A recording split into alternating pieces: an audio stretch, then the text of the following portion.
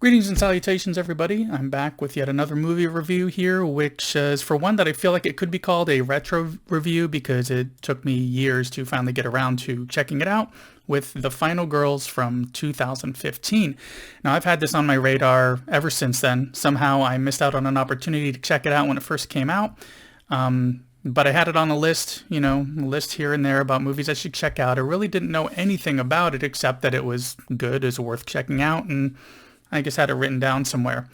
It didn't show up on any providers that I had for years, I guess, so, I just really knew nothing about it except that I should check it out. But recently somebody posted something about it on Twitter, kind of lit a fire under me to finally check it out. So I went ahead and, with about 6 years since it came out, I went into this knowing nothing about it. I hadn't even seen a trailer for it, but so everything was a complete surprise to me. But to make sure that this isn't going to be too bland of a review, I'll try to put some detail into it, but nothing that they didn't already talk about in a trailer or in a synopsis. Speaking of the synopsis, this one states, a young woman grieving the loss of her mother, a famous scream queen from the 1980s, finds herself pulled into the world of her mom's most famous movie. Reunited, the woman must fight off the film's maniacal killer. Finally, we have a quick synopsis that actually does a good job at describing what the movie's about. I've seen some that either give no information or stuff that just doesn't really make sense. Sounded more like a pitch rather than what they'd actually filmed. This one actually lays it out pretty well, and the trailer lays it out even better in a way that the best way I could describe this movie is to think of a mix of Friday the 13th or any other camp slasher film, mixed with that meta side, that breaking the fourth wall that we have in Cabin in the Woods, and especially in Last Action Hero, which is probably what it's most, relatable as. Starring in this film, we have Taissa Farminga as the daughter. Malin Ackerman plays her mother, as well as we have Alia Shawkat, Thomas Middleditch, and even Adam Devine is in it as one of the characters in the movie. So our main characters in this have been transported into a camp slasher film during a little festival or screening that they had going on, and now they're trying to survive and find their way out. So of course we have a character, the one played by Thomas Middleditch, who knows everything about this movie, everything about the sequel, and everything that should happen. So he kind of guides us through what these camp slasher movies were, and helps you understand what their actions are and what, why they're making certain decisions throughout it. But we also have the daughter, played by Taissa Farminga, being reunited in a way with her deceased mother, though technically it's not really her mother. She's just kind of getting to see her again in the form of the character that she played in those 80s movies.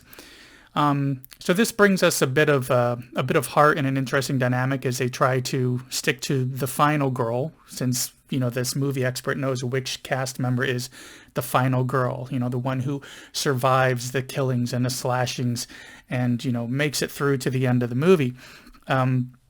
So within this film, we're presented with some great kills, good amount of blood, some jump scares. We've got a lot of that tongue-in-cheek meta comedy, breaking that fourth wall in a way. It also brings one along on a story that, one of the things that it brings that I really find that I need in a horror movie is that we really get this good sense that they are trapped in the situation. They're trapped. They can't just run away or wait for the movie to end. This actually comes up on if they can do that. So they need to survive. They need to work through this. Nothing throws off a sense of horror for me in a movie as if I know the entire time there's a very easy way for these characters to just get out of the situation. Once that happens, I just don't care about what's going on because they're not getting out of it.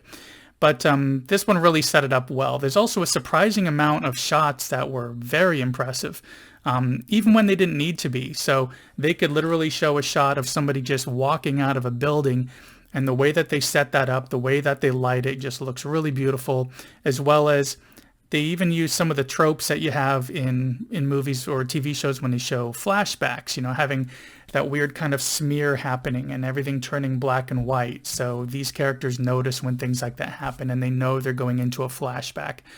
So, it's really fun to see how they work all that in. Now, while some of those scenes, of course, were filmed well, I did notice a few times where they were using a digital effect when honestly it could have been achieved practically, which is a big strike for me, especially in horror, where I appreciate those physical effects the most. I mean, looking back on films like The Thing, An American Werewolf in London, Hellraiser, and so on, something about physical horror scenes, no matter how unbelievable the scenes may play out, they just feel more real when everything's shot in camera and it's not some After Effects, some digital manipulation that's being done. I appreciate digital work, but only when it's going to add to something or if it's the only way to do it. But with all of that aside, that's the only negative thing I could even think to say about this film. Because this film is a very fun story, moved along at a great pace. I highly recommend checking it out, especially if you enjoy things like, movies like Cabin in the Woods, Last Action Hero, again, especially Tucker and Dale versus Evil, or any of the camp slasher films. Like if you are a fan of the Friday the 13th films or the Sleepaway Camp films, or, more recently American Horror Story 84, or that second part of Fear Street, the 1978 portion I just dropped about a week before this review on Netflix. If you like any of that, you're really going to enjoy this movie, especially because it is a bit lighter than some other horror movies in a way.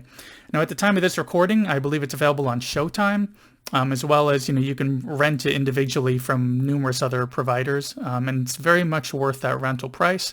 So I highly recommend it.